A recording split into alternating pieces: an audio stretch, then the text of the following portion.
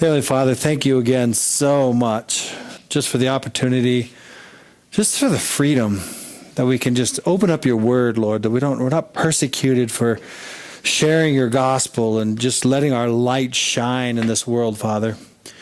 And Lord, we do pray for your kingship over the U.S. and around the world, but that we'd always have that freedom, Lord, that we can speak freely of your love and your grace and your kindness, Father. And we pray that our life would be just that light, that example, that reflection of who you are, Father. So as we come in and we open up your word and we learn more about who you are and just your tender mercies, Father, we thank you so much. We thank you so much for what you do. We thank you for your gift of salvation, the gift of eternal life, Father, that we can just walk with you and just be intimate with you, Lord. So we pray that as we open up your word, and we just ask that you let your Spirit speak to us, that we just have a better and a deeper understanding of who you are. So with a grateful heart, Father, I pray that you would just think through my mind, that you would speak through my lips, that you would help me to recall all the study that you want me to put out today, Lord. I pray that it'll come out clearly and understandingly. And we just thank you. And I love you, Lord, with all my heart. In your precious name we pray. Amen. All right. So we're into 2 Samuel. We're moving right along here. Like I told you last week, I'm not sure if we're going to get through the whole thing, but we'll see. We're going to try. We're going to try really hard to get to the whole Old Testament. But so with my learning curve, I'm still making some changes. So this time what we're going to do is we're going to look at what is called the Bible Project. Oops. And this is going to be the rundown. It's kind of a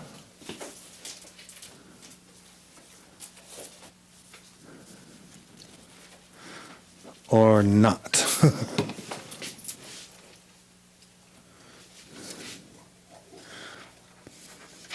David as Israel's king, and in 2 movements. All right, we'll try it again. The book of 2 Samuel.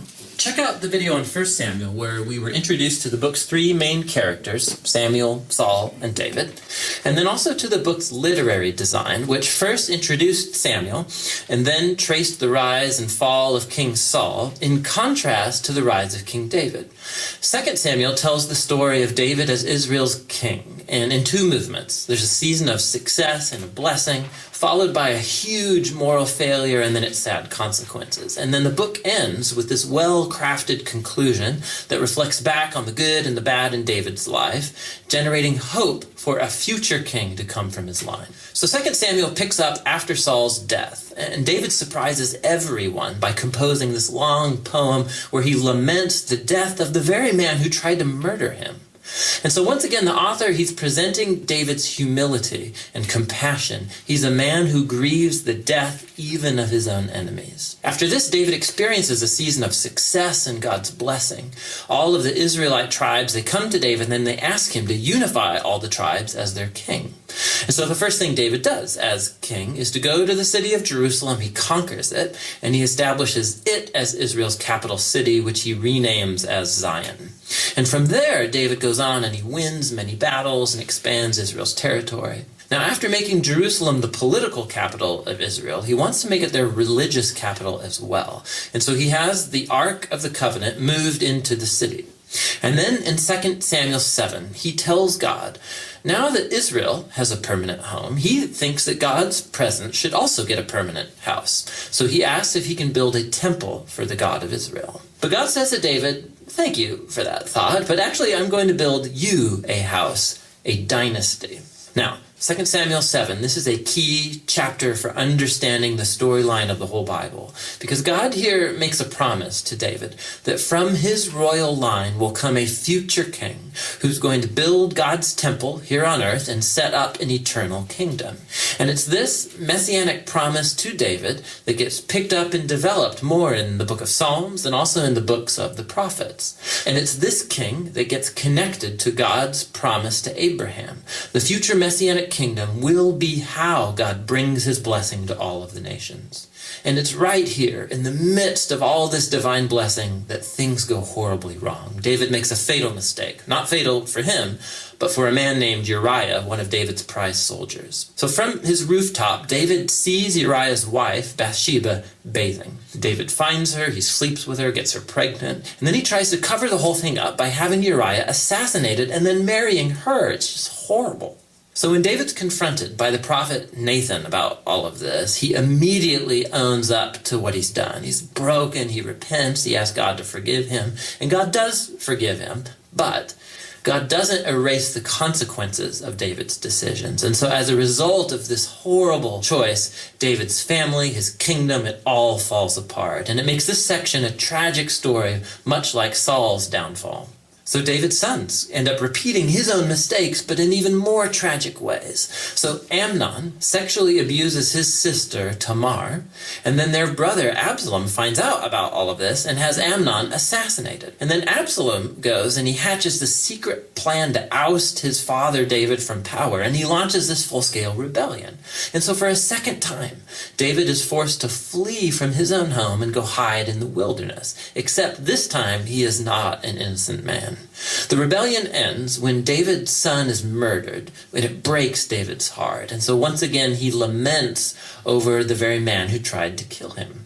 David's last days find him back on his throne, but as a broken man, he's wounded by the sad consequences of his sin. The book concludes with a well-crafted epilogue, with stories that are out of chronological order, but they have this really cool symmetrical literary design. So the outer pair of stories come from earlier in David's reign, and they compare the failures of Saul and then of David, and how each of them hurt other people through their bad decisions. The next inner pair of stories are about David and his band of mighty men who went about fighting the Philistines. And what's interesting is that both sections have a story of David's weakness in battle. So in contrast to the victorious David of chapters 1 through 9, here we see a vulnerable David who's dependent on others for help. The center of the epilogue has two poems that act like memoirs, and David reflects back on his life. And he remembers times when God graciously rescued him from danger. And he sees these as moments where God was faithful to his covenant promise to him and to his family. Both poems conclude by looking back onto the hope of God's promise of a future king who will build that eternal kingdom. Now these poems and then God's promise also connect back to Hannah's poem that opened the book. And so these key passages from the beginning, now the middle, and the end of the book bring the book's themes all together.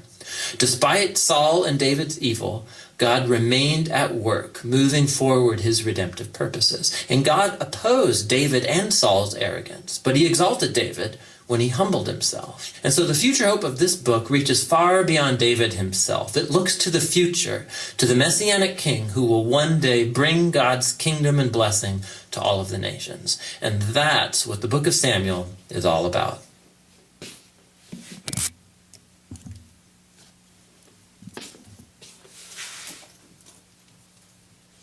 What did you guys think of that? That was excellent. That was really... Gives a nice little breakdown of it. Exactly.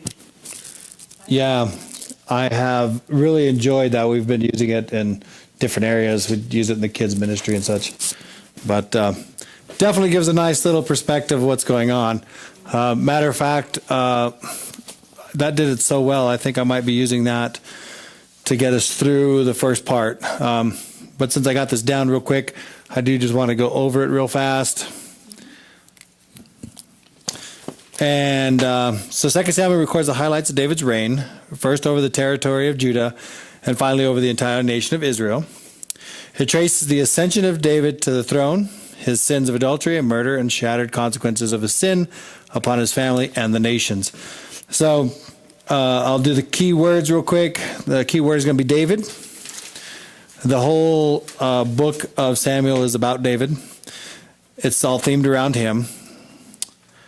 And what I really enjoyed about, as I was looking this up, is that the key truth shown in this book is the same as you find in Deuteronomy, which is obedience brings blessing, disobedience brings judgment. So I thought that was a pretty cool connection to Deuteronomy. Key verse is going to be 2 Samuel 7, 12 through 13, and that's what he had gone over. It just basically reiterating that that David would have a king that would take his throne. They'd have that eternal kingdom. And the chapter is 2 Samuel 11, which is the pivotal part of this entire book, and that is where David and Bathsheba ended up sinning. And as he was saying, the whole first part of this was all blessings. And then when David and Bathsheba and Uriah ended up happening, everything started to crumble. Okay?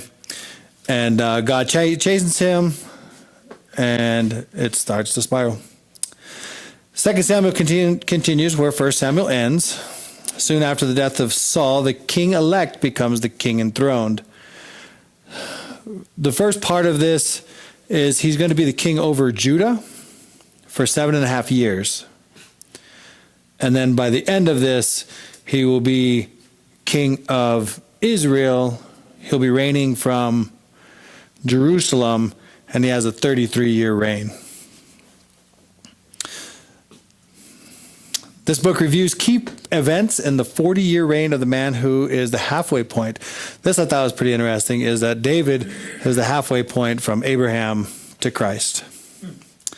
2 Samuel can be broken down into 3 different divisions. The first one is going to be the triumphs of David. So the first 10 chapters are going to be the triumphs of David. Chapter 11 is the transgression. That's that pivotal chapter that things turn. And chapter 12 through 24 are going to be the troubles of David. And he was saying, even though Saul was trying to kill him, he did not find any pleasure in Saul's death, knowing that Saul was the anointed, chosen king. Saul's son Ishbosheth has made a puppet king by Abner over the northern tribes of Israel. David's allies, led by Joab, defeat Abner in Israel. Abner defects and arranges to unite Israel and Judah under David, but Joab ends up killing Abner in revenge for killing his brother. I think that's how it was. Ishbosheth is murdered by his own men, and David is made king of Israel. David captures and fortifies Jerusalem. Under David's rule, as again, I'm just repeating it, is he starts to prosper in politically, spiritually, and militarily. David brings the ark to Jerusalem and wants to build God a house. Obviously, that did not happen. That goes back to that key verse where it'll be Solomon. And in the transgressions, chapter 11 is the crimes and adulteries and the murder marked the pivotal point of the book. Because of David blowing it, David's successes are changed to personal, family, and national troubles that are recorded through the rest of 2 Samuel.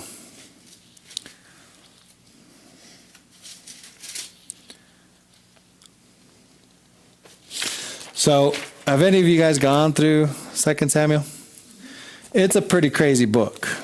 Okay? So, at the best that I can do, I'm going to try to present that to you. Oh, don't. I forgot to print out your worksheet. All right, we're going to have to pause while I grab the worksheet.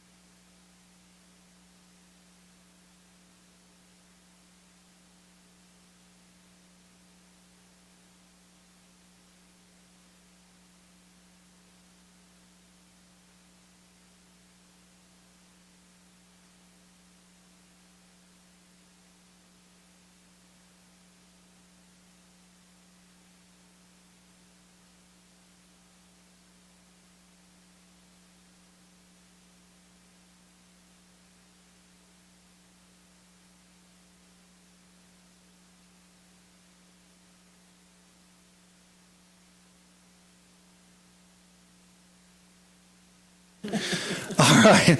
So chapter 1 talks about King Saul dying. And that David was coming back from the slaughter of the Amalekites. And he stayed in a place called Ziklag. And that is going to be your first one. That David stayed 2 days in Ziklag. Ziklag is going to be down in through here. Okay. It was told that that Saul and Jonathan had died by a man. They came to him, and they told him what happened. This man told them what happened, and when the man told David that it was him that killed him, David executed the man. So the man came. And I'd like to do more study on that, because obviously Saul had killed himself. So for this man to say that he'd killed him, I don't know. Maybe, I don't know. Or that he was a mercy killing, or I don't know. But then here is where we actually see one of the books that come out that is not really known. That's the book of Jasher. And it gives a really pretty psalm, what have you. If you guys get a chance to read it, it was really nice. Chapter 2, David is anointed king of Judah. And it happened after this that David inquired of the Lord, saying, shall I go up to any of the cities of Judah? This is verse 1. And the Lord said, to go up. David said, where shall I go? And he said, to go to Hebron. So that's going to be number 2. So we're over here at Ziklag, and where the slaughter happens, and now he's moving up to the hill over here to Hebron. Okay. So David asked God if he should go up. He said go to Hebron, where he'd be anointed the king. So the men of Judah came to him and told him that the men of Jabesh Gilead were the ones that buried Saul and Jonathan. So Jabesh Gilead is up through here. So this is where the men were at that had came down and picked up Saul and Jonathan after they had killed them. So David sent messengers and told them that because of their kindness that they'd be kind to them. But Abner, now here is where we're going to be in chapter 2, verse 8. But Abner, the son of Ner, commander of Saul's army, took Ishbosheth, the son of Saul, and brought him over to Mahanaim, and made him king over Gilead, over the Asherites, over Jezreel, over Ephraim, over Benjamin, and all of Israel. So that's number 3. The first one is what? The first Question? Oh, the first name is Mahanaim. Mahanaim is going to be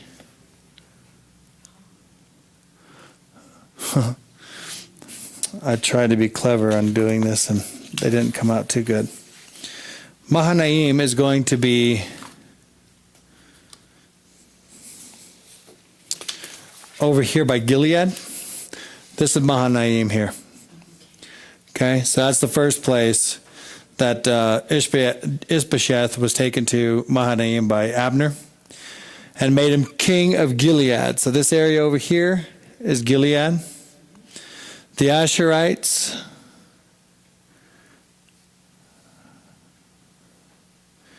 I do not have, so I must not have been able to find it. Jezreel is going to be up in here by Mount Gilboa. This is Jezreel here. If you guys look at find your paper. And Ephraim is the body of Ephraim. So Ephraim's going to be right over the Bethlehem area, Jerusalem area. And then the Benjamin is going to be where Benjamin's at, and all of Israel. So when I was looking through this, he's making him king over all of this in here is known as Israel. So he put him over Mahanaim, ended up putting him over the upper parts of Israel, and started making him king over that area. Verse 12, now Abner, the son of Ner, the servant of Ishbosheth, the son of Saul, went from Mahanaim to Gibeon. And Gibeon is going to be down here by Michmash, which is right in here.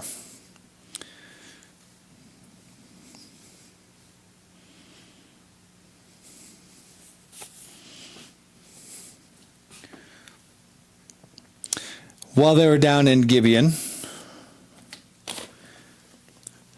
they ended up having this fight down here in Gibeon where 6 of Ishbosheth's people, men, and 6 of David's men grabbed each other by the head and stabbed each other with their sword. And they named that place here in verse 16, the Field of Sharp Swords, which is in Gibeon. Okay, I don't know if this is some kind of weird draw off, but now here is okay. So let me get through here a little bit further. So verse 17 says, so there was a fierce battle that day between Abner, the men of Israel, and they were beaten by the servants of David. Verse 18. Now there were 3 sons of Zeruiah were there: Joab, Abishai, and Asahel. Okay, now. This is where I wanted you guys to see the David's line and Saul's line. So I'm going to back up to Abner. Abner is the son of Ner. Ner is the son of Abiel. Abiel is the father of Kish and Ner. Saul comes from Kish. So Abner is Saul's cousin. Okay? Ishbosheth is Saul's son. Okay, so we have Saul's cousin, King Saul's cousin, creating Saul's son to be the king. Okay? Now over here, we have, back up to verse 18, there were 3 sons of Zeruiah. They were Joab, Ishbosheth, Abishai, and Asahel. Zeruiah is David's brother. Abishai, Joab, and Asahel are David's nephews. So as we're going through this part of the story, I want you guys to try to keep it in line. And I don't know why they did so many A's, because you got Abishai and Asahel and Abner and Amnon, and it goes on. Okay? And what becomes interesting is as the story goes on, King Saul had given Michael, Saul's daughter, to David as a bride. Okay? I think there was another one. Yeah, I don't remember who that was, though. So, David and Saul are related through marriage, and David's brother and his sons are soon going to be after Abner and Asahel. Okay? So that's how all this starts to unfold. Okay? I thought it was kind of important to get a kind of a foundation into that. All right. So did you guys fill out your paper on... I lost my paper already. How does this happen?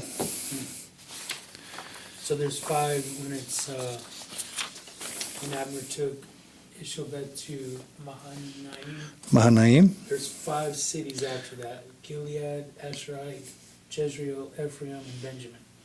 And all of Israel, but yes. All of Israel, okay. Make sure.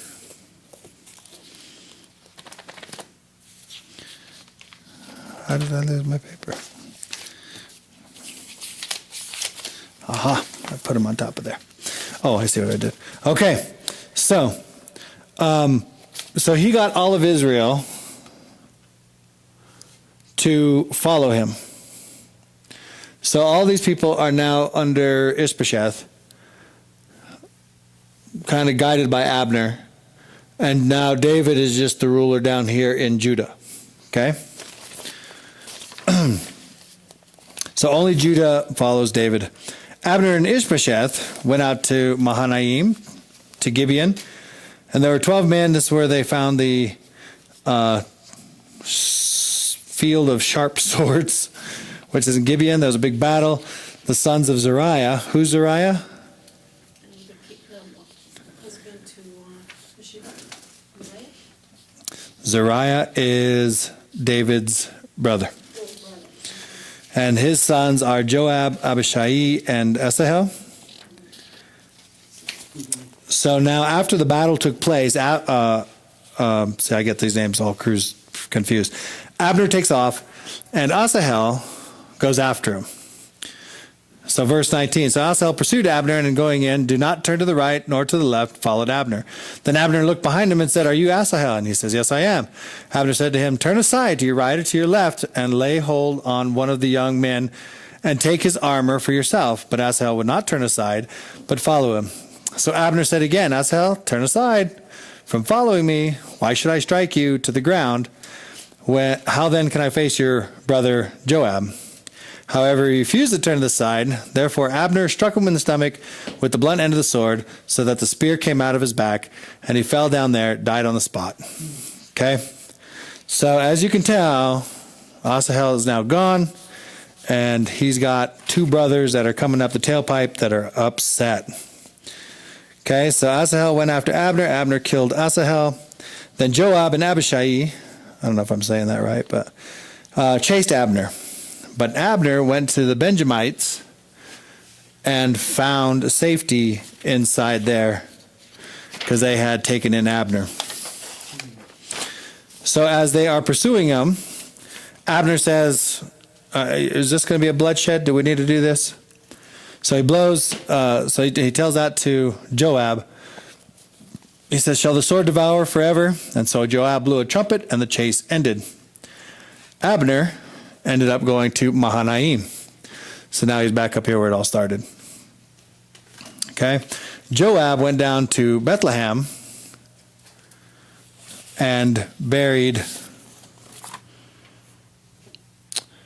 these are terrible. Bethlehem and buried Asahel. Okay.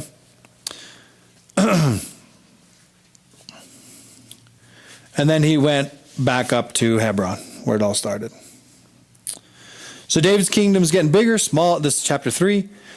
Saul's is getting smaller. David ends up marrying a bunch of women, ends up having a bunch of kids, and that's how they're starting to grow. But then there became a war between the house of Saul and David. Abner's strength was growing with the family of Saul, the line of Saul. And Abner, in verse 6, considers that he's going to go into Saul's concubine, Rizpah. And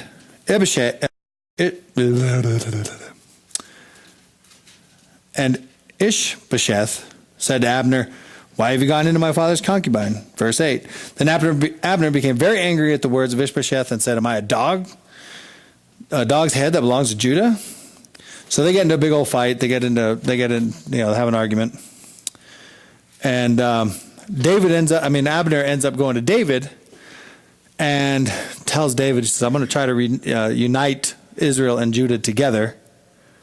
So he makes a covenant with them. Well, this is where David tells him, he says, bring my wife Michal.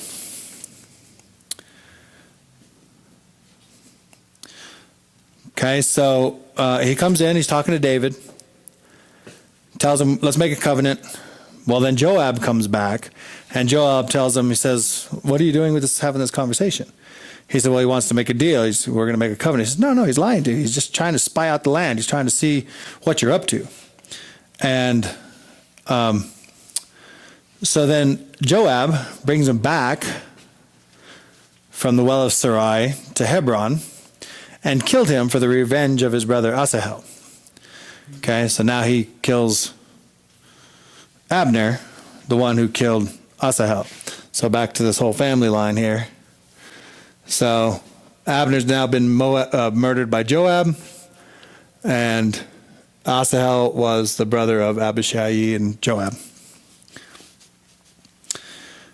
So on to chapter 4.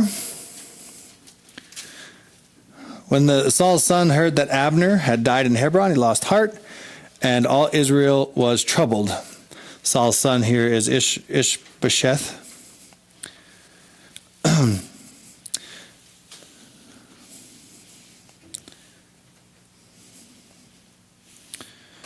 And let's see. So now Abner's dead. Ishbosheth is in a panic, and all of Israel with them.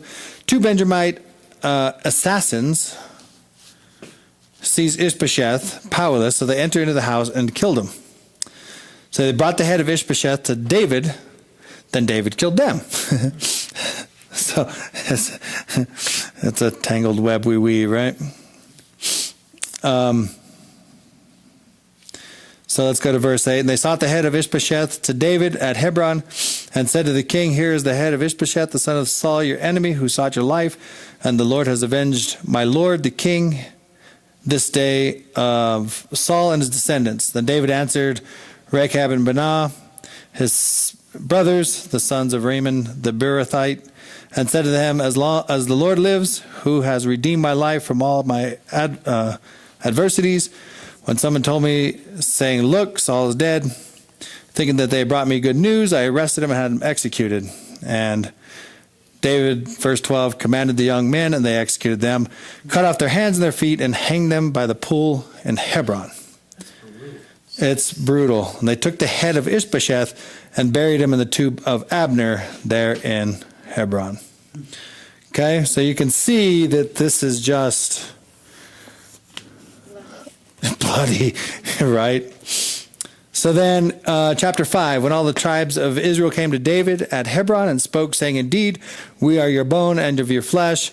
Also in time past, when Saul was king over us, you were the one who led Israel out and brought them in. And the Lord said, you shall shepherd my people, Israel, and be ruler over them. Therefore, all the elders of Israel came to the king at Hebron, and King David made a covenant with them at Hebron before the Lord, and they anointed David king over Israel. So now he is now made king. He's 30 years old when he begins his reign, and it's a 40-year reign. Again, back to the 7. I got 7.5 years. He ruled over Judah, and then for 33 years over Israel and Judah, and he made that place, he renamed it Zion. That's number 4. David named the city of David Zion.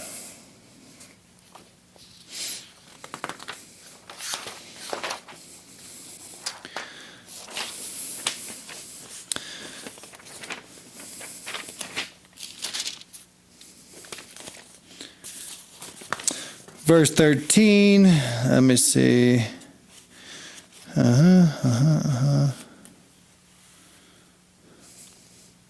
Verse 13 of chapter 5, it goes on to say that David took more concubines, wives from Jerusalem, and had after he had come from Hebron, also more sons and daughters were born to David. So he's just growing and growing and growing. Then we have the Philistines went to the valley of Rephaim. Let me see if I have the valley of Rephaim. That's over here in Michmash area. Oops. So the valley of Rephaim is going to be right here. You guys will have to probably put that in. It's right above Michmash right there. So if you see Michmash, right above it is the valley of Rephaim. Right, well, that area. One map said it was above it. One map says below it.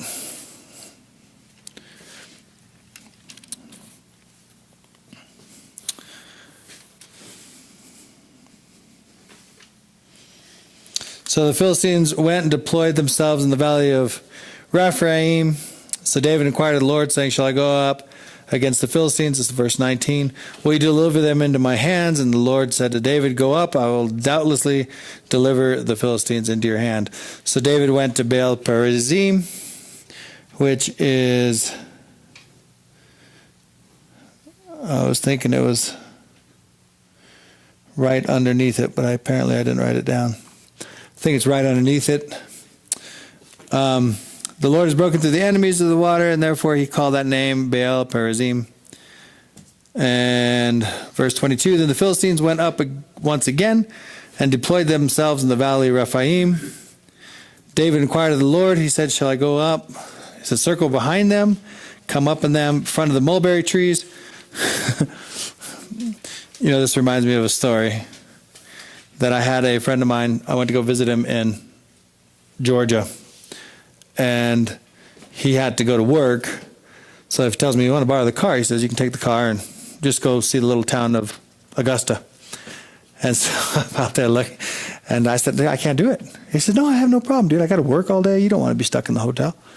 I was like, no, really, I can't do this. And he says, why? He says, you guys have so many like trees and I mean, it's so thick. He says, dude, all you have to do is take a turn at the first tree. And I'm like, they're using trees as landmarks. And they had so many trees, I was like, you can't even see the streets, you know? So anyway, when I was reading this, it was talking about a mulberry tree, and I was like, really? You guys are using a mulberry tree as a... And so, and it shall be, when you hear the sound of the marching on the tops of the mulberry trees, then you shall advance quickly, for the Lord will go out before you to strike down the camp of the Philistines. David did so, commanded them, and he drove back the Philistines to Geba and Gezer. Now, I gave you guys a second map,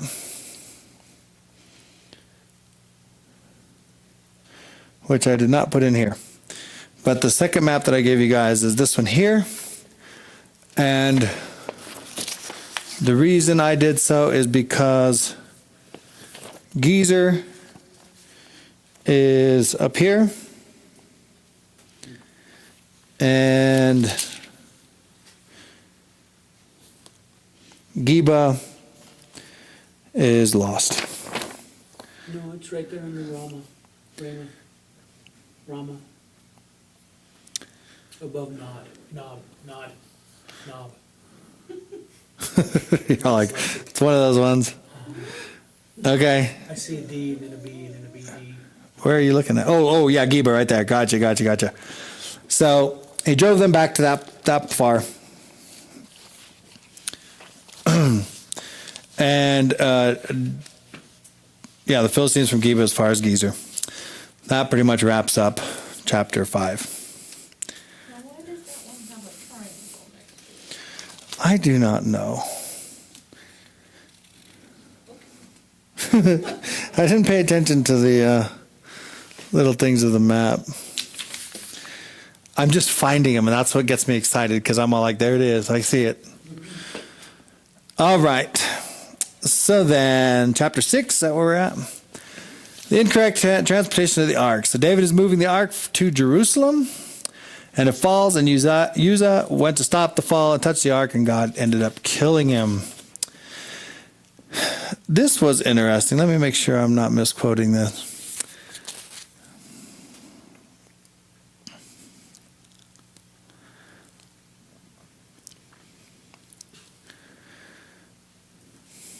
So in verse 6, and when it came to Nachon's threshing floor, Uzziah put out his hand to the ark of God and took hold of it. From the ox stumbled. Then the anger of the Lord was aroused against Uzzah and struck him there for his error, and he died there by the ark of God. Verse 8, and David became very angry because of the Lord's outbreak against Uzzah, and he called that name of that place Perez Uzzah to this day. Do you guys kind of pick up that he's mad at God for that? You know, how interesting on how David was able to be mad at God, because in our flesh, that's just what we do, right? We can easily get mad at something like that. And, you know, there's been times that I've been mad at God. And I'm like, really? How'd you let that happen? This says that David took the ark to, and then you got a blank. And he Jerusalem. took it there, right? David took, well, he had it brought up to, would probably be. No, not originally. Yeah, I guess because they stopped right there He stopped and just at left it. Perez. Used Oh, It says David would not move the ark of the Lord into the city of David. But that's right. David took it aside to the house of Obed-Edom the Gittite. So for 5, I just put Perez Uzzah. Okay, I'll take that too. Jerusalem is what I was looking for. Oh. Because it has right next to it, it says David took the ark to, and then Jerusalem, and it says the city of David. Yeah. And it fell on Uzzah, and he touched the ark, and it killed him. Well, he was taking it there. Right. I think if it said that, I would have been okay with it, but it made it sound like that's where they went, and they really made Sure. a detour. Right? They might get So, there. yes, so good catch. I'm okay with that. But instead, yeah, here it is in my notes. But instead left it in the house of Obed-Edom. Later, he came to get it and bring it up to the city of David. So on the way up to David is dancing before the Lord, yelling and singing. But Michal, Saul's daughter, David's wife, despised him in her heart. That's the food for thought. And then the last part says, therefore Micah, the daughter of Saul, had no children to the day of her death. How Sounds like Micah's not,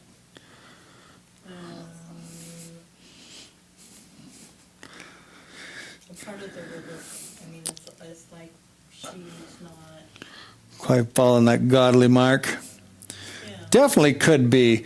Some of the things that, see, and I wish I had more time to study these things because I hate to feel like I'm bringing half truth. But, one of the things that I think I came across is that David was stripped down to almost nothing when he was dancing. So that debonair of a man who is covered from neck to ankles and, you're not supposed to run. I mean, all these dignified things. And here David is out there in his loincloth dancing before the Lord. So there may have been that sense of, you're supposed to be a holy man, the king of Israel. How are you out here showing your fancy? You know what I mean? And he's the king. And he's the king, right? Took it like he's acting like a child. Possibly. She's looking at him like, You're the king of Israel. king, you've Right. got this stature you need to uphold. Right? King, Prior to that, didn't he take the ephod in the desert? And so he was, not acting as a priest, but kind of like as a priest. Right. Matter of fact, I saw that. And again, man, I wish I had more time to study this because I feel like I'm just coming over doing a summary because we're doing maps, not studying. But there's a lot of things that I'm leaving behind that I'm like, wish I could look that over. So, chapter 7, David wants to build a house to God. God forbade David to do so, but God promised David that his house will be eternal. And that's that key chapter, if I remember correctly. Chapter 8, David goes after the Philistines again. This time they're in Megath Amma. What chapter am I in? 8.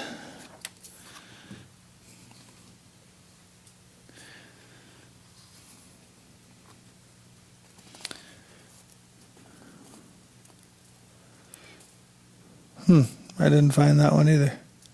I thought I found that one.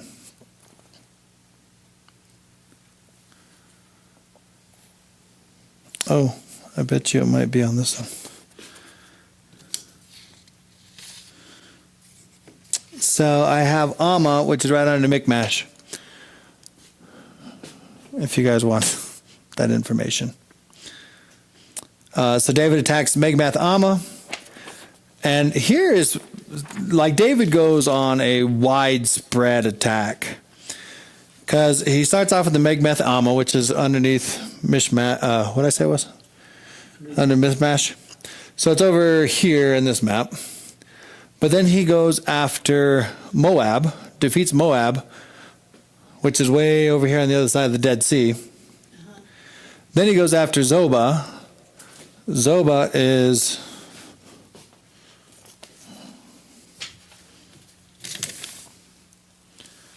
way up here.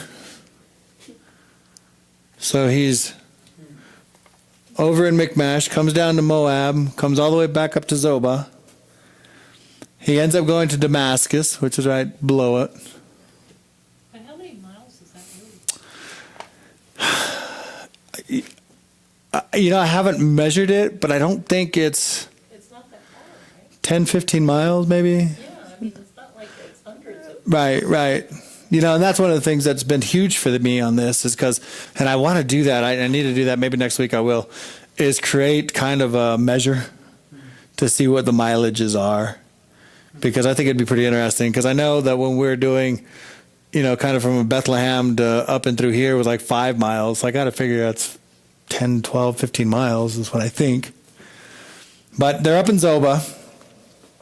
And he defeated, David also defeated Hadadezer, the son of Robah, the king of Zobah, as he went to recover the territory at the river Euphrates, verse 3 there, which is interesting because the river Euphrates, take bless it, is, let's see, way over here. So he kind of went really far out of his way to capture that Euphrates River. And then he took Damascus. And David put a garrison in Syria. Oh, man, really? Yeah, here it is, Syria. So here's the Syrian states right here. So he put a what did I say it was? A garrison. I wanted to say a fort. I was like, it's not a fort. A garrison up there in Syria. And the Syrians became David's servants. And then David went to... Oh, I know. I didn't look those up. I put, are you on 6 or 7? 6 right there. I put all of 8 all the way down to verse 5. It's he attacked the Philistines, he defeated Moab, he defeated Zohan, and he took it didn't say specifically the cities, but that Methag, Amma, other cities, but they didn't mention other cities, just those 4 different places. Yeah, so I went with Methmag Amma, Moab, Zobah, and Damascus. Okay. Damascus is one of those. And then David comes all the way down to Edom. And he puts a garrison down here in Edom. Garrison seems to be a little military post, it sounds like. So that, I think, is going to be the next one. David puts a garrison in Edom. And where do you see that? Verse 14. 14? Because in verse 6, said he put garrisons in Damascus. And Syria of Damascus up here, yep. I lost Damascus. Yeah, it's right above Maacah, whatever, is where Damascus is at. I don't know if you guys... So 7 isn't Damascus, it's Edom. 7 is Edom, and that's going to come out of verse 13 is where it starts. He said, David made himself a name when he returned from killing the 18,000 Syrians in the Valley of Salt. The Valley of Salt is on that southern border of the Dead Sea. So it's way down the bottom. And while he's down there, he's down here in Edom, so he puts a garrison there at Edom. I'm glad you guys are paying attention to this thing. So even though it says he put garrisons at Damascus, that's not the one you're looking at. No, because number 6, he attacks Moab, Zobah, and Damascus. That's the ones that he attacked.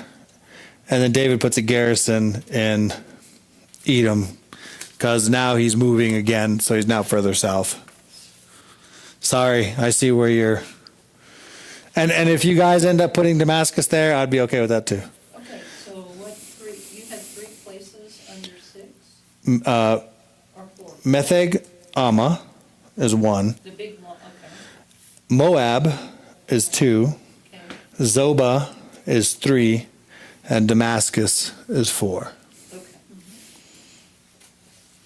So then he continues on his travels, meets the Philistines down south, and meets them in Edom, where he puts a garrison.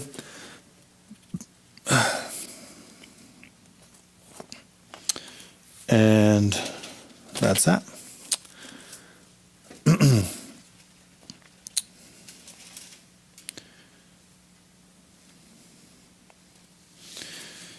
King of Hamath.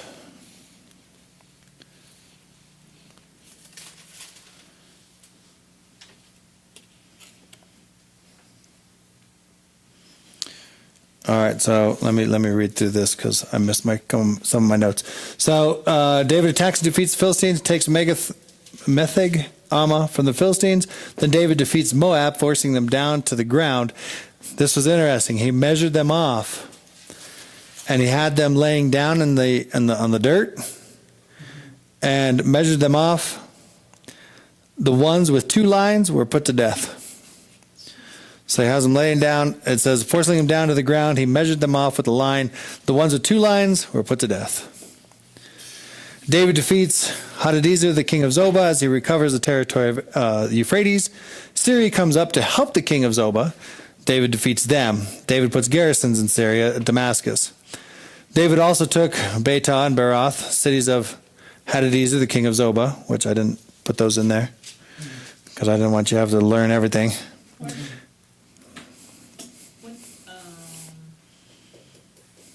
verse are you in? That verse is going to be in verse 8. So David took the shields and the gold that had belonged to the servants of Hadadezer and brought them to Jerusalem. Also from Betah and from Berothai, cities of Hadadezer, King David took a large amount of bronze. So he conquered that area. He's killing. He is cleaning house. He is cleaning house. And I'm sparing you some of these things as we're going through it, because then when Tau, king of Hamath, heard that David had defeated all the armies of Hadadezer, then Tau sent Joram, his son, to King David to greet him and bless him because he had fought against Hadadezer and defeated him. Then Hadadezer had been at war with Tau, and Joram brought him with articles of silver, articles of gold, articles of bronze. And King David dedicated these things to the Lord, along with the silver and the gold that he had dedicated from all the nations which he had subdued, from Syria to Moab, from the people of Ammon, from the Philistines, from the Amalekites, from the spoils of Hadadezer, the sons of Hereb, of Zobah. So technically, we have Syria, we have Moab, we have Ammon, we have the Philistines if they're over here in Philistia, and the Amalekites, which are down here. So he just took out, it's like this whole area, and he's not done. Okay, so chapter 9. The chapter ends with David killing 18,000 Syrians in the Valley of Salt, puts garrisons up in Edom. Chapter 9, David looks for an offspring of Saul to bless, and he asked a man Ziba, who introduced David to Mephibosheth, who is the son of Jonathan. So, back to David, nope, I'm lying. Here's Jonathan. This is the one that David loved. This is the one that they were like buddies. Okay? So when Jonathan died, he was pretty torn up. But Jonathan had the son Mephibosheth. And this is who we are talking about here. So David, verse 9 says, Now David said, Is there anyone who's left in the house of Saul that I may show him kindness for Jonathan's sake? There was a servant of the house of Saul whose name was Ziba. So when they had called him to David, the king said, Are you Ziba? He says, At your service. Then the king said, Is there anyone still someone of the house of Saul to whom I may show kindness of God? And Ziba said to the king, There is still a son of Jonathan who was lame in his feet. So the king said to him, Where is he? And Ziba said to the king, Indeed, he is in the house of Machir, the son of Amiel, in Lo-Debar. Now, Lo-Debar is here. Okay. And then the king sent and brought him out of the house from Debar. And then now Mephibosheth, the son of Jonathan, the son of Saul, had come to David. He fell on his face, prostrated himself. Then David said, Mephibosheth? And he answered, here is your servant. David said, do not fear, for I will surely show you kindness for Jonathan your father's sake, and will restore to you all the land of Saul your grandfather, and you shall eat bread at my table continually. Then he bowed himself and said, what is your servant that you should look upon such a dead dog as I?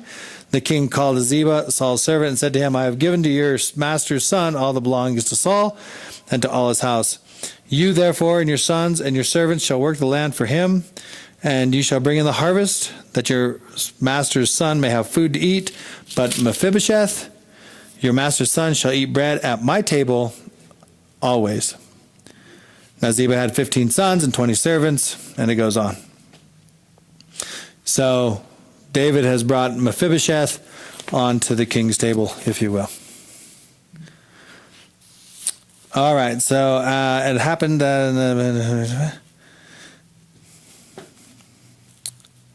So Nahash, king of Ammon, died, and his son Hanun began to reign. David wanted to bless him because his dad was nice to him. So he sent messengers to the prince of Ammon, okay, and said to Hanun that David was sending people to spy out the land, and David was going to overthrow the area. So Hanun shaves off the beard of David's servants and cut their robes up to their buttocks to create a shame. Now the people of Ammon became repulsive to David, that they hired Syrians from Beth Rohab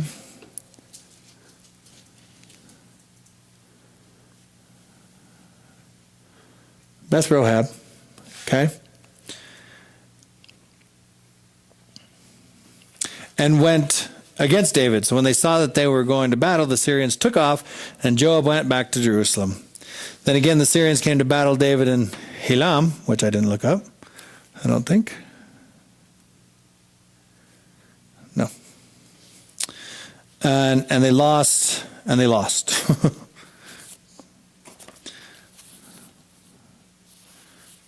Let's see.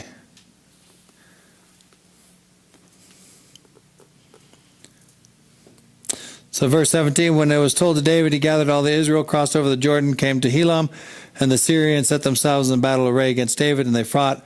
And the Syrians fled before Israel, and David killed 700 charioteers and 40,000 horsemen of the Syrian, and struck Shobach, the commander of the army, who died. When all the kings who were servants to Hezekiah saw that they were defeated by Israel, they made peace with Israel and served them. So the Syrians were afraid to help the people of Ammon anymore. So I like the way Randy said it. He's cleaning house. I mean, there's just all sorts of going on here. David's conquering and taking over.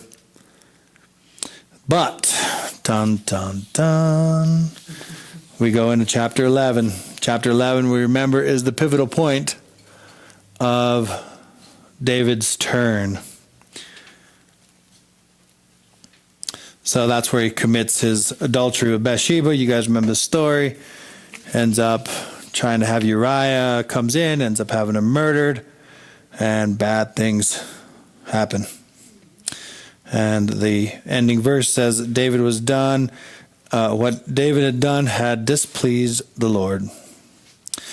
Chapter 12, we know that that Nathan, the prophet, comes to David and brings to light his sin, and David repents. God takes their baby, but gives them another one. Now, I want to stop for a second to pause here to say that's going to be a theme also here, is that when Nathan came and told David about his sin, how did he do it? He kind of did a storytelling, right? He says, there's a man, he's got a bunch of sheep. He jumped over the fence, stole somebody else's sheep. He ended up killing him because he had family coming over, and David got upset. And so he hid it in this weird message so that David would bring his own judgment. Keep that in mind, because there's going to be a same story coming up again. So, chapter 13, I better speed it up here. Incest in David's house. Absalom and Tamar are children of Micah, then Abin. Okay, so this is probably where the Absalom, the son of David, had a lovely sister whose name was Tamar, and Amnon, the son of David, loved her. So here we go again. I think I have this here.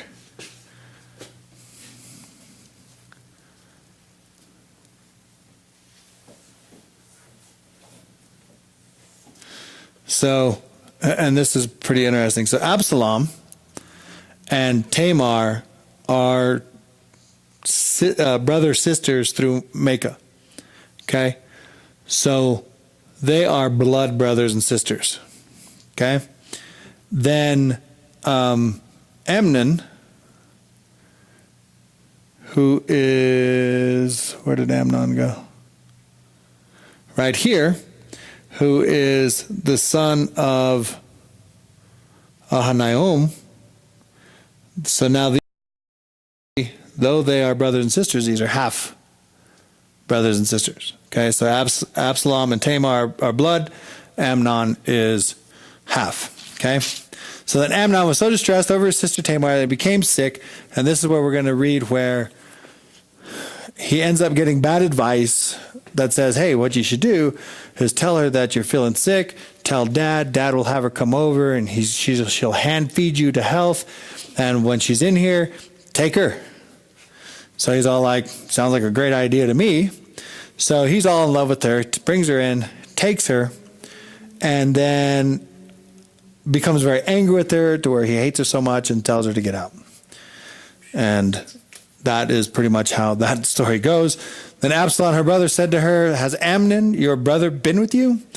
But now hold your peace, my sister. Here is your brother. Do not take this thing to heart. So Tamar remained desolate in her brother's Absalom's house. This goes on for a while. This goes on, I think, 2 years. And, and it came to pass, verse 23 of 13, came to pass that after 2 full years that Absalom had sheep shearers in Baal-Hazor, which is near Ephraim. So Absalom invited all the king's sons, and Absalom came to the king and said, kindly note your servant has sheep shears. Please let the king and his servants go with your servant.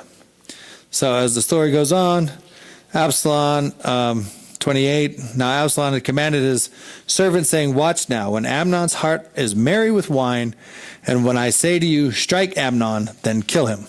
Do not be afraid. Have I not commanded you? Be courageous and valiant. So the servants of Absalom did to Amnon as Absalom had commanded. Then all the king's sons arose, and each of them got on his mule and fled. Whole long story. The runner comes up. He says, I want to go tell King David what happened. He says, no, today's not a good day. And I think that's what this one is.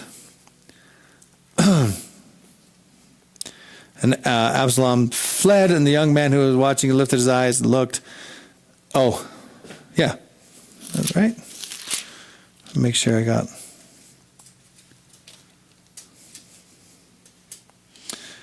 Sorry, it might be the wrong story. And it came to pass while they were on their way, the news came to David, saying, Absalom has killed all the king's sons. Not one of them is left behind. So the king arose, tore his garment, and lay on the ground. And then they see him coming, and they're like, not all the king's sons are dead. And it ends in verse 37, says, Absalom fled and went to Talmai, the son of Amhud, king of Geshur. And David mourned for his son every day. So Absalom fled and went to Geshur. And I think Geshur is...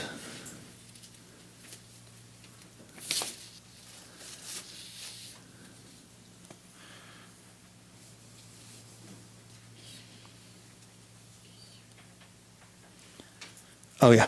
Geshur is going to be, oops. Right here. He went to Geshur, and he was there for 3 years. David longed again to see Absalom, for he comforted concerning. So then Joab, the son of Zeruiah, who's Zeruiah? He's the Zariah is the son of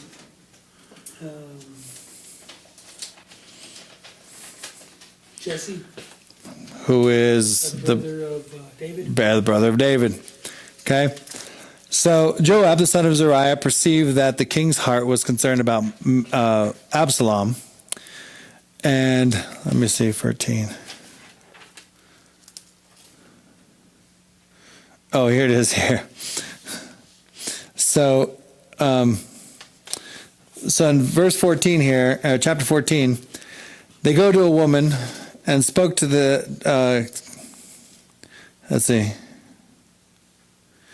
So verse 6 of chapter 14.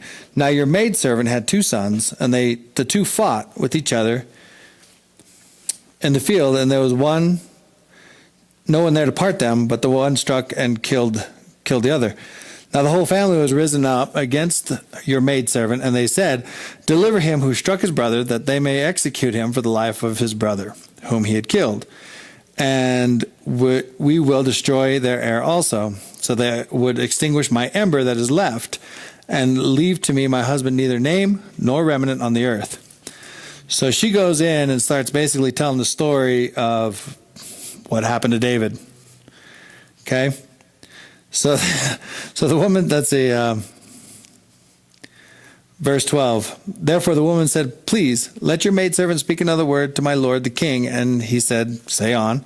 So the woman said, why then have you schemed such a thing against the people of God? For the king speaks these things as one who is guilty, and that the king does not bring his banished one home again. For we will surely die and become like water spilled on the ground, which cannot be gathered up again. Yet God does not take away a life, but he devises means so that his banished ones are not expelled from him. Now therefore I have come to speak of these things to the Lord the king, because the people have made me afraid. And your maidservant said, I will now speak to the king, and may be the king will perform the request of your maidservant. So it goes on. Let's see if I can. Now, here's where David knows what's up. Verse 18. Then the king answered and said to the woman, please do not hide from me anything that I ask you. And the woman said, please let my lord the king speak. So the king said, is the hand of Joab with you in all of this? So he knows that he just got set up. Okay? So I thought that was kind of funny, because one of the best ways that we could ever learn is how somebody puts it on us, right? When we can set a story up that we judge our own self. Although I hate when that happens. All right. So let's move on here, guys. We're going to go to chapter 15.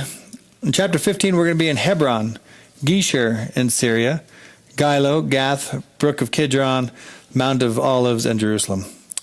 So Absalom starts to win over the hearts of Israel and basically sets himself up to be king. He tells David that while he was in Geshur, where's Geshur?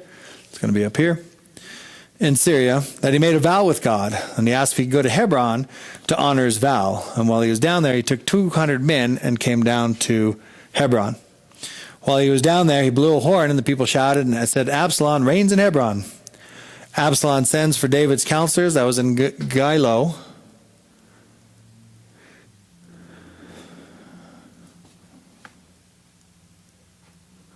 Ooh, can't see nothing on these.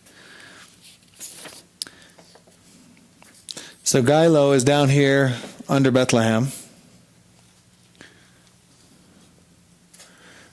Right here. Okay? Right above Hebron. And he was offering sacrifices, and the conspiracy grew more and more. So the messenger came to David telling him what was happening. David says, we need to go, and we won't make it through Absalom's disaster. So I think he's feeling like Absalom's going to make an attack on him. So David takes the household out with them and 600 servants that followed him, David, from Gath. So Gath is right next door over here. When he was living in with the Philistines. I think is what this is referring back to, that he had made friends there.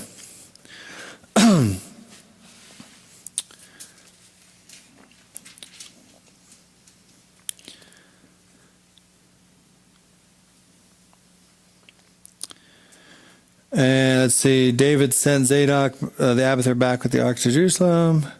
So now David goes to Mount of Olives, which is right above it. David's counselor was part of the conspiracy, so David sends a man, Hushai, who becomes his own spy. He goes into the realm and gives Absalom bad advice, and ends up, let's see,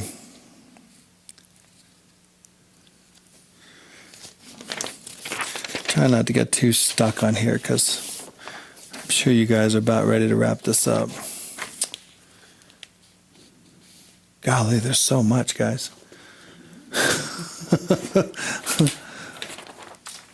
All right, so let me see where we're at here. Absalom starts to win over Israel. This is on number 8. David made a vow to God while he was in Geshur. This is what Absalom's telling David. And asked if he could go back down to Hebron to honor his vows. Then there was a rebel Sheba. Let's see if we can get to rebel Sheba. That is...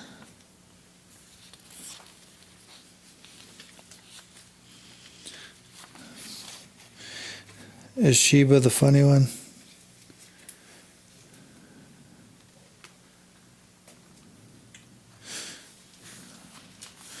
I lost myself. What chapter are we in, guys? We are in chapter 15. 16. So we're in chapter 16-ish.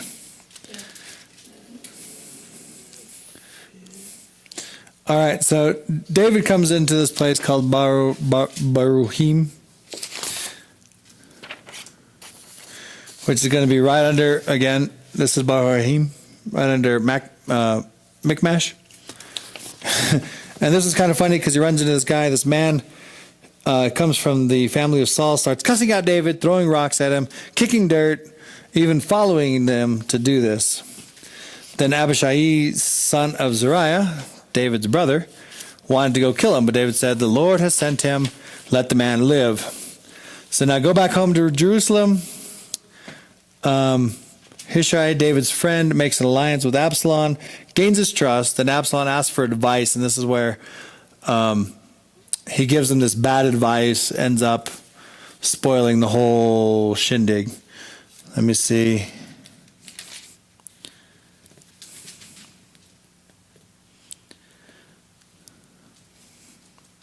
So then Absalom, let's see.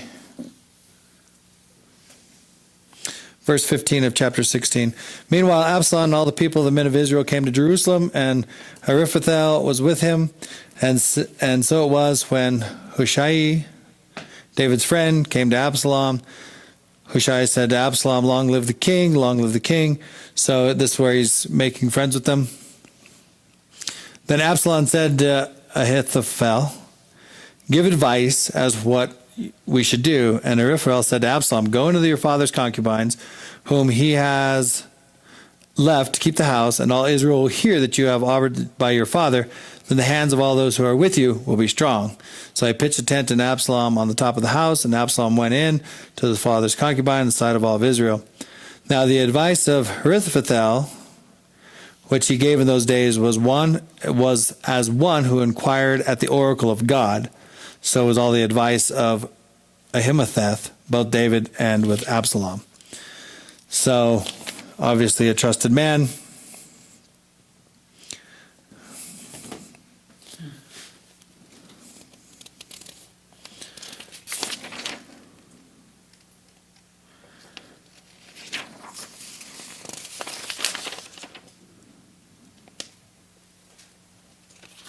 There's too much, guys.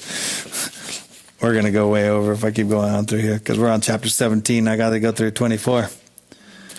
So I think we're going to stop right here at 17.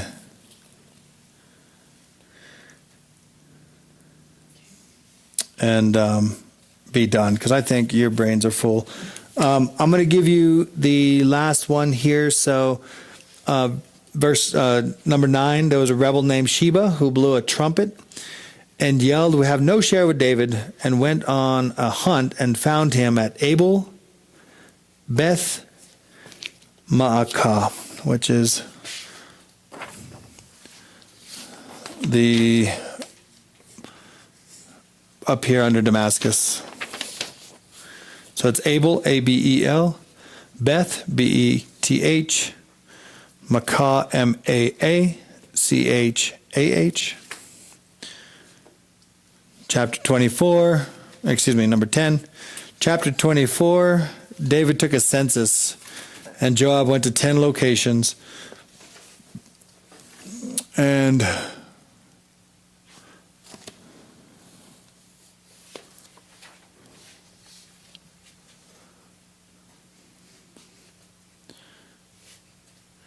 he went to the Jordan, which is going to be here. He went to Oriar, which is down to here. Gad, I believe, is the tribe of Gad.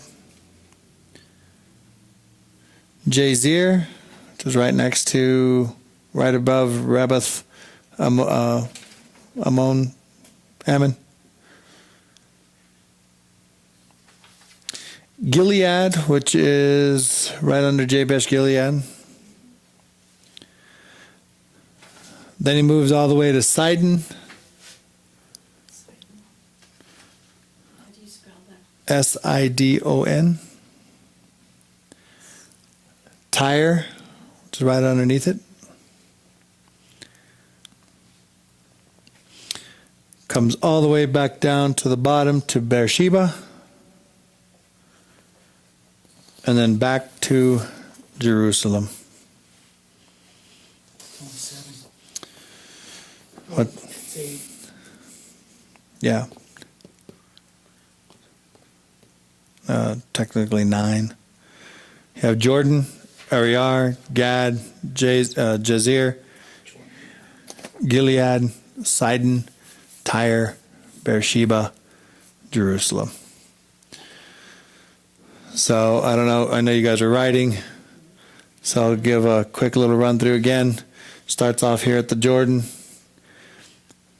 He goes over to Ariar, to Gad, to Jazer, to Gilead. Then he comes all the way up to Sidon, Tyre, all the way down to Beersheba, and then back to Jerusalem.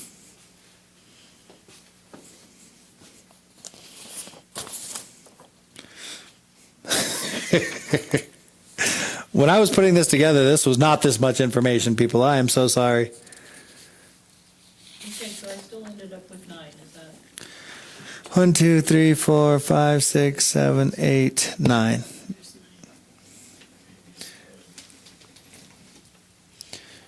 So let's go down this real quick just so we make sure we have them all. Number 1 is Jordan. Ziklag. Oh, Zig. That's 10 then. No, number 1, question 1. Number 1, question number 1. Oh, Sorry. okay, Ziglag, yeah. Ziklag. Number 2, Hebron. Hebron. Number 3, Mahanaim. Gilead, the Asherites, Jezreel, Ephraim, Benjamin. Benjamin. And all of Israel. and Israel. Good. And then David named the city of David. Zion. And David took the ark to. Jerusalem. David attacked. Damascus and Moab. Moab, Soba. Good. David put garrisons in. Edom. Absalom starts to win over Israel and tells David that he made a vow to God while he was in Geshur and asked to go back to honor his vows. Then there was a rebel named Sheba who blew a trumpet and yelled that we have no share with David and went on a hunt and found him at. Abel of Beth Good, I love it. And then number 10 in chapter 24, David took a census and Joab went to 10 locations. Oh, how come I only have 9, huh? Oh, I left one out because I couldn't find it, nor was it one of those things that you could even try to remember. So 9 locations, I apologize. So is that Team Ho? Yep. There was nothing that I could even try to. Like, what the heck? Yeah, I was like, I'm leaving that one out. There's no way. I figured because Aurora we went over when we were in, I don't remember, Joshua, Exodus, Deuteronomy maybe. Gad, Jazeer, same thing. Gilead, Sidon, and Tyre, you guys should know from the New Testament. Beersheba, we've hit pretty hard on, and Jerusalem. That's why I picked those. This is gonna be a good test. 29 questions. And so let me just try to back up a little bit here, just to say this real quick. So when they're at Mahanaim, they're here at Gilead. I forget where the Asherites are at, but Jezreel's right in through here. Ephraim is the area, Benjamin is the area, and Israel is the area. Okay, so 3 of those are technically one and the same. Ephraim, Benjamin is all part of Israel. Okay, so he just did this little lap through here. Megama, whatever that one is. Where did I say that was at? Because here's the Makan, but I don't think that's what it is. But Moab is way down here. Zobah is way up here. Damascus is right below it. And then the bottom one is just a travel all the way around. So try to put a story to it the best you can, but that's all I got. So probably too much information, guys. I'm sorry. I'm trying to break it down, but like I said, man, going through these, it just keeps going on and on. What is fortunate is like chapter 22 and 23 don't have too much in them. 24 is a recap, closing out. That's the one to censor. Well, it's very interesting. On the end, David said, I'm going to do a censor. And he told Joab, go do it. And Joab was like, why you got to do that? We don't have to do that. And he says, go do it. And he's like, okay, I'll go do it. So he goes out and does it. And then it says that that he repented of his sin against the Lord. I was like, how is it that he went out and did a censor and that was against the Lord? Well, it turns out, as I did some commentaries, because golly, man, I need my commentaries, he was acting out on his own. God didn't ask him to do a censorship. But because Israel had turned against David again, I don't know if he was going to try to kill everybody. I don't know what his plans were, but he acted out on his own. So God got angry for him. And what was interesting is God says, okay, you blew it. You have a penalty coming your way. You get 3 picks. It's either going to be a famine of 7 years, you're going to be chased for 3 months, or you're going to have a plague for 3 years. You pick it. I was like, what? I don't like any of these.